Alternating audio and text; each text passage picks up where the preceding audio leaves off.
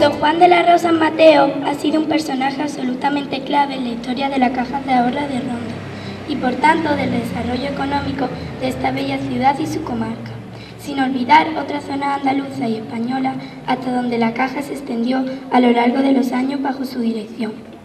Este 2009 se cumple el 25 aniversario de la muerte de Don Juan, que coincide a la vez con el centenario de la fundación de esta institución rondeña y el cincuentenario del colegio que lleva su nombre.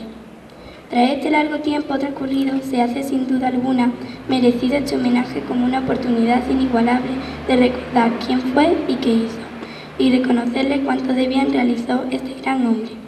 Unánimemente existe el convencimiento de que la Caja de Ronda fue una espléndida creación suya, hecha a su imagen y semejanza, y por consiguiente fiel a los principios éticos y morales entre los que transcurrió su vida.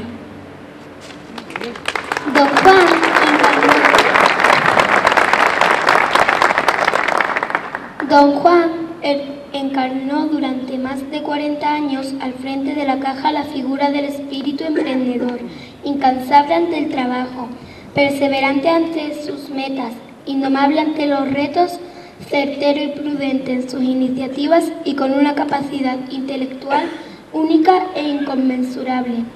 Poseía una extraordinaria y objetiva visión de las cosas, así como también una poderosa capacidad organizadora.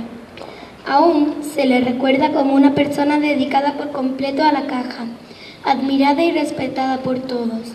Los rondeños hemos tenido la inmensa suerte de contar con él entre nosotros, y no debemos olvidar a la persona y sus obras, pues porque ambas forman parte con letras mayúsculas de la historia de esta legendaria ciudad. Sirvan estos actos, pues, para tan nobilísimo fin. Presta oído, Señor, a las oraciones con que imploramos tu misericordia en favor de nuestro hermano Juan de la Rosa.